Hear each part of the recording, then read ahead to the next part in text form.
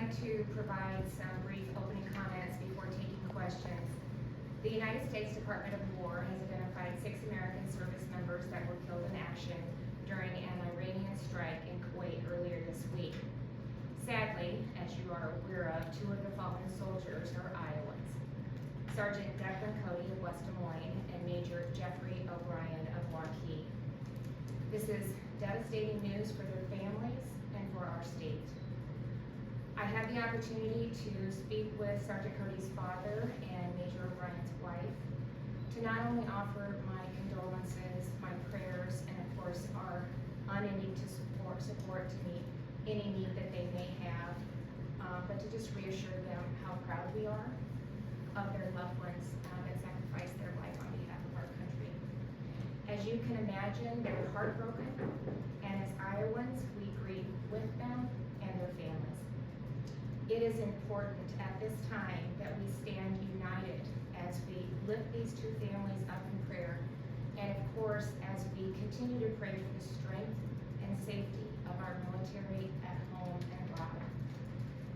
Sergeant Cody and Major O'Brien served with the Army Reserve 103rd Sustainment Command, which is located here in Des Moines. Those soldiers are part of the unit, live and work in states across the country.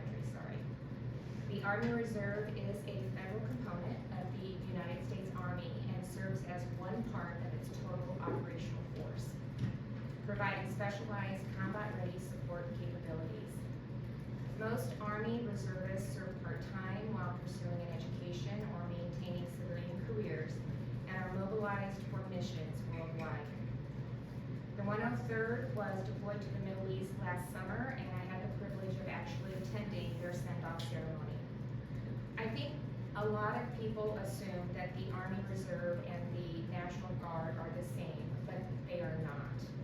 While the Reserve is federal, the Iowa National Guard reports through the state and supports state missions as well. However, the Iowa National Guard and the 103rd have had a unique relationship and have a history of partnering over the years. I directed the Guard to assist the 103rd during this time, and they are providing support for family services and survivor outreach, and the Guard stands ready to provide additional help as needed. As many Iowans are aware, approximately 1,800 Iowa National Guard soldiers and airmen with the 2nd Brigade Combat Team, 34th Infantry Division, were also deployed to the Middle East last year in support of Operation Inherent Resolve.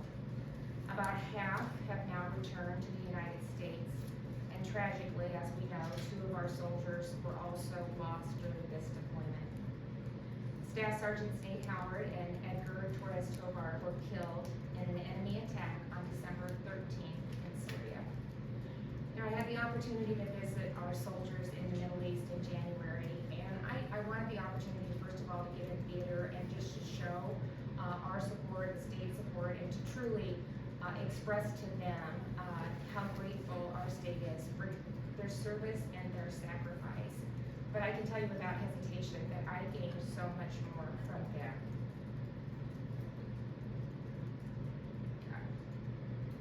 I had the opportunity to see firsthand how critical they are to the mission in the Middle East, and almost at every single stop they were leading those missions. And I heard over and over how personally committed that they are to it. They believe in the work that they're doing. They stepped forward and they chose to serve, even in challenging and dangerous situations. And it is our responsibility to stand strong in support of each and every one of them. Losing 4 soldiers from Iowa in the course of 3 months is a sobering reminder that our freedom is not free. It demands sacrifice and the kind of service that these heroes and their families have made on behalf of all of us. And it's why our support for the men and women who wear our nation's uniform is so important. We owe them not only our gratitude, but our unwavering commitment to stand with them, to care for them, to care for their families, and to honor their service to our state and to our country every single day. So before I open it up for questions, I want you to know just ahead of time, I'm not stalling, I might not be able to answer some of the questions that you might have on this topic, because as I mentioned, this is a federal military component. But my team will be happy to provide everybody with a contact for the U.S. Army Reserve Command Public Affairs Office, so that you can reach out directly to them. It's different with the Guard because they answer to me. And so we're able to get the questions, we're able to really lean in and understand what's happening. And it's just a different path that the communication flows with the U.S. Army. So, and they're not, doing it intentionally, it's just a different setup. And so we were able to be notified immediately and able to start to drive things. And the communication is good, and we're, getting it as we're asking for it, but it's just a lot of the things I don't have detailed information for, like I would have if General Osborne would be standing right here, able to answer a lot of the questions. It's a different operation. I did have the opportunity to talk with Colonel Bob Hecklin. He is the Rear Detachment Commander here at Fort Des Moines, and so I just wanted to make sure that the information that he had, he confirmed was accurate, and that he will keep us posted as we move forward throughout this process. And with that, we'll open it up to questions.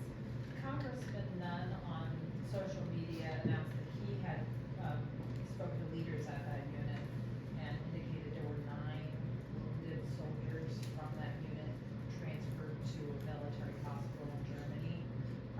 Is that something that you discussed with the colonel? I'm not gonna talk about numbers. If you want to visit with Congressman Nunn, I'll let you do that. What I can tell you that we are aware of the injured soldiers, and I can confirm that they have been safely evacuated to Germany. So all of them are out of theater and are in Germany. And so they're still, I do believe they notified families of the soldiers, but I'm not gonna, I'll let him, or I would, probably let the Department of War confirm the numbers, and I'm sure that, that will be happening at some point. Members of the Iowa National Guard are scheduled to return this weekend. Do you have any message for all military families here in Iowa? Some just found out that their sons and daughters are coming home, others found out that they're not. Do you have a message? Just how grateful I am to each and every one of them. I can't imagine the sacrifice, that they're, and just, they to think they're coming home, and then maybe things have changed, delayed. We've had some killed in action, so just how grateful we are for, their son or daughter or family or husband or wife or dad that have stepped up and chose to serve our country. And we forget that less than 1% of Americans serve on our behalf. That is such a small number. And in Iowa, we have a large percentage of that. We always have. We are, strong Americans that believe in this country, that believe in freedom. And we believe that we need to do whatever we can to protect it. And the fact that we have so many families and individuals that have stepped up to serve in that capacity says a lot about who we are as Iowans. And so just know how much we appreciate these individuals that are killed, those that have been wounded, and really those that serve every single day are heroes.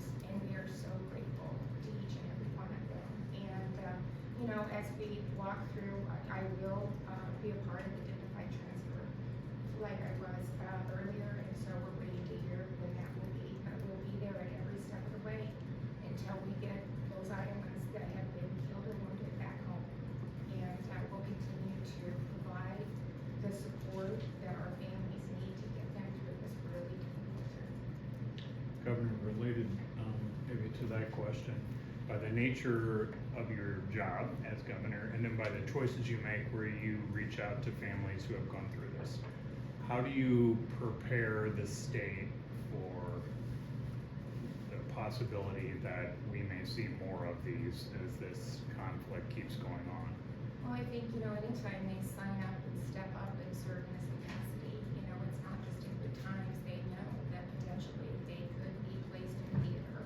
So, I know it's, me, but it's, it's just a horrible thing to have to call these families and just say how sorry I am, how proud we are of their son or daughter or their husband or wife, dad, that, the heroes that they are, and that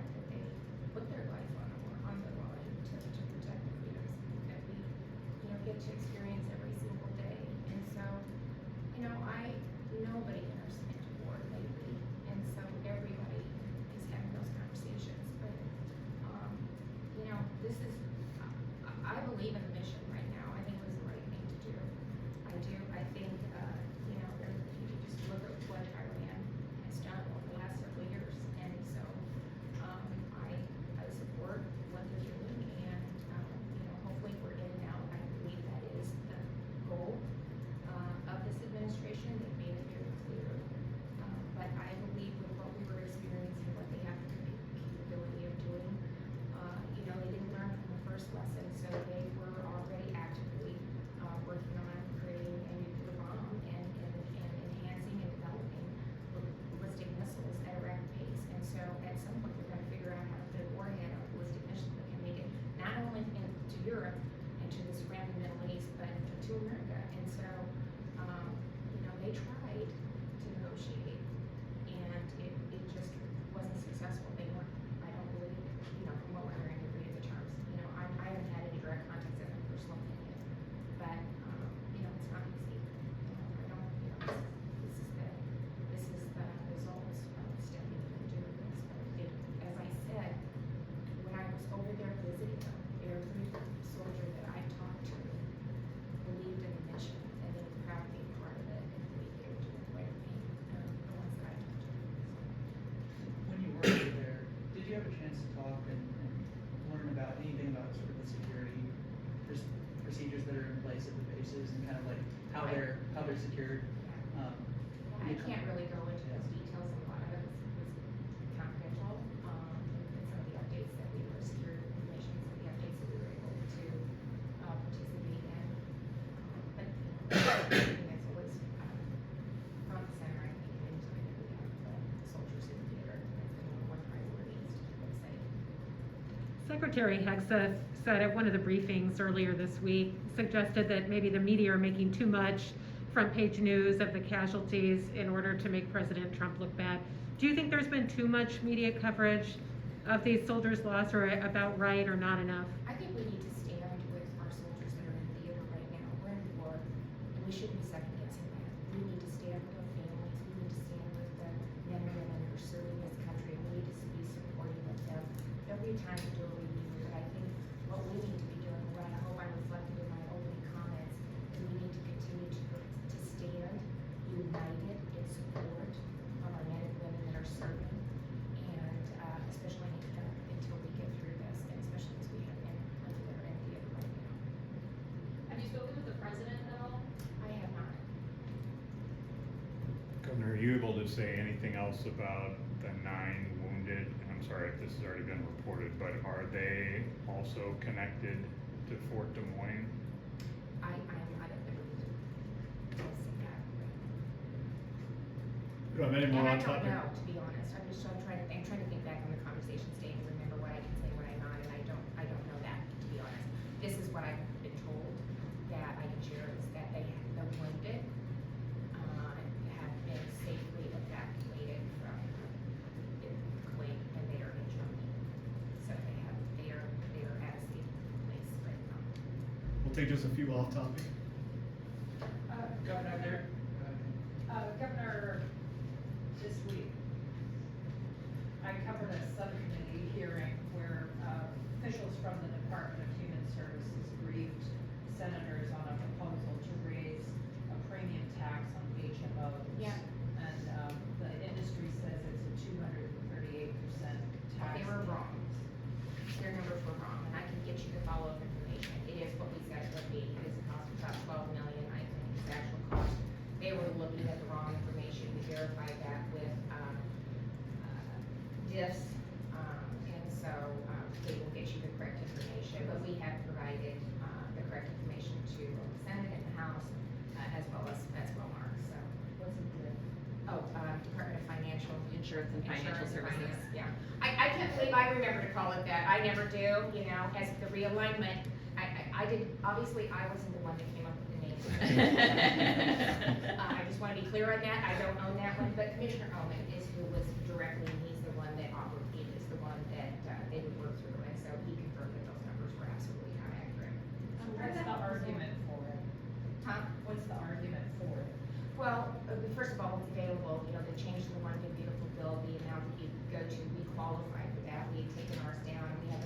shortfall. I mean, that's the main driver of this, and that would help address that. It's pretty significant.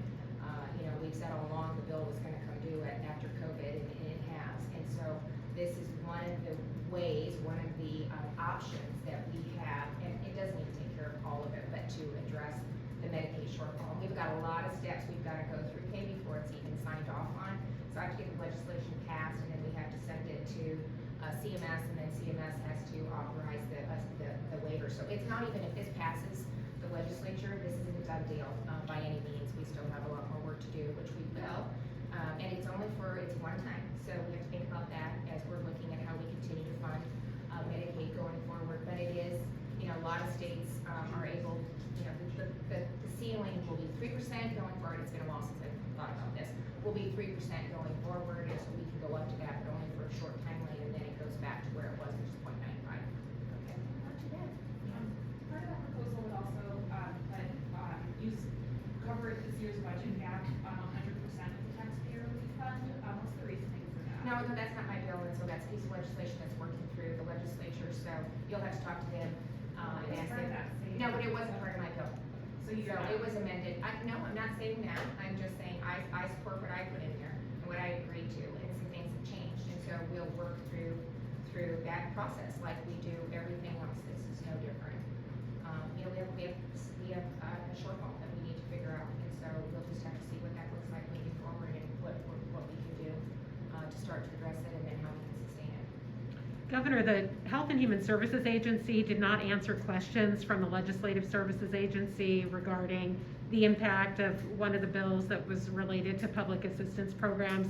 I mean, is it your policy that state agencies should answer questions from the Legislative Services Agency when they're trying to prepare those fiscal notes? Or is it your policy that agencies can just decide whether or not? I think you know the